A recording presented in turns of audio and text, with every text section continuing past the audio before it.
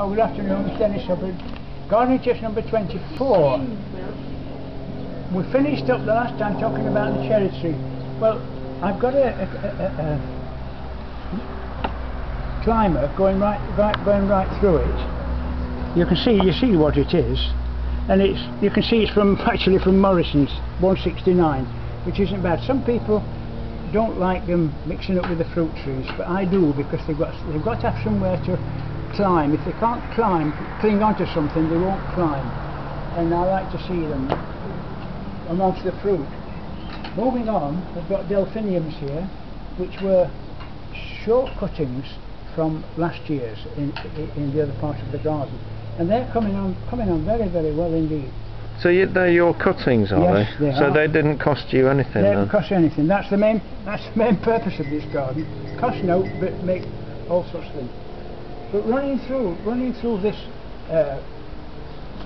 rose tree, which is a climbing rose tree, that was from Woolworths. So you can imagine how long that ago.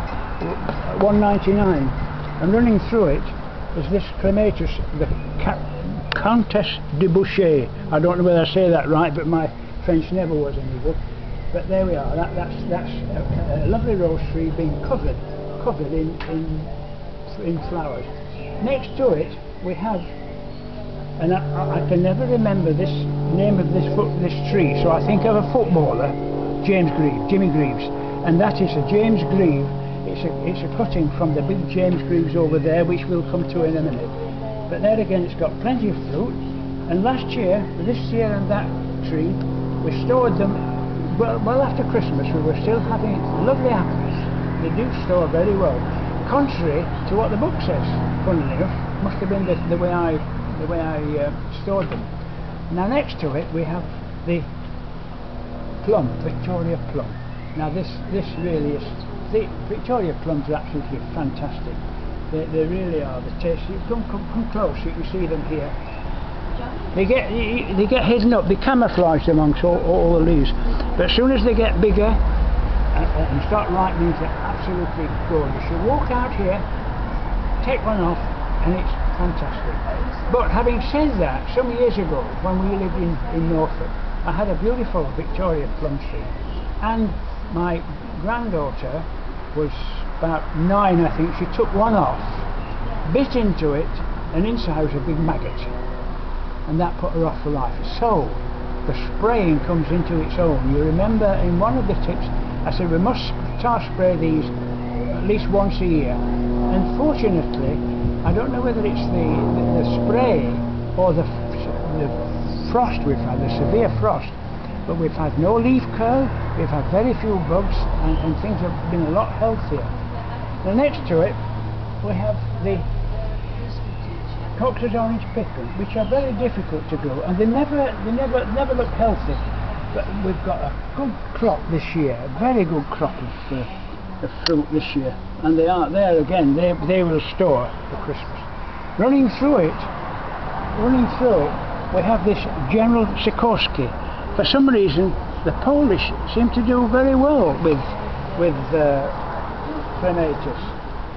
We have that General Sikorski, and next to it, we've got the Warsaw. Well, you can see what it says if you can pronounce it.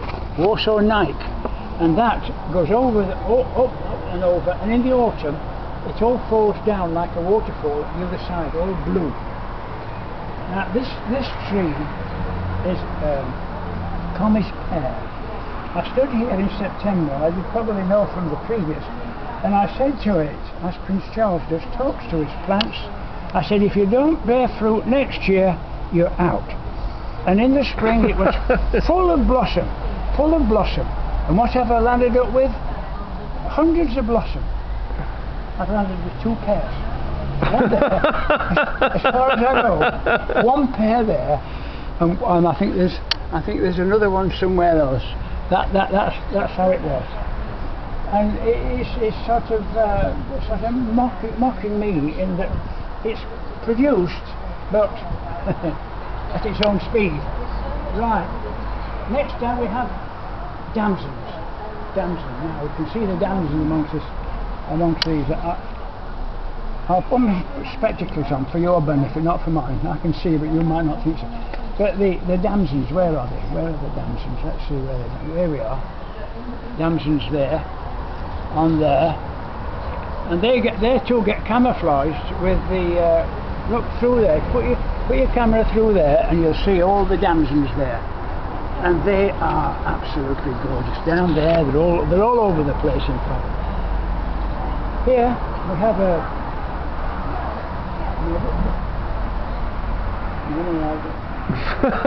Clematis here.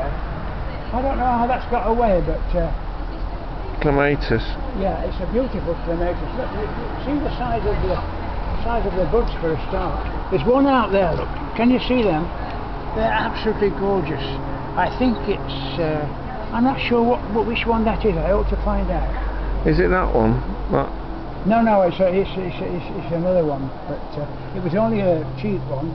But it's very good. Now, we've got a lot more to say, but we seem to be running out of time all the time.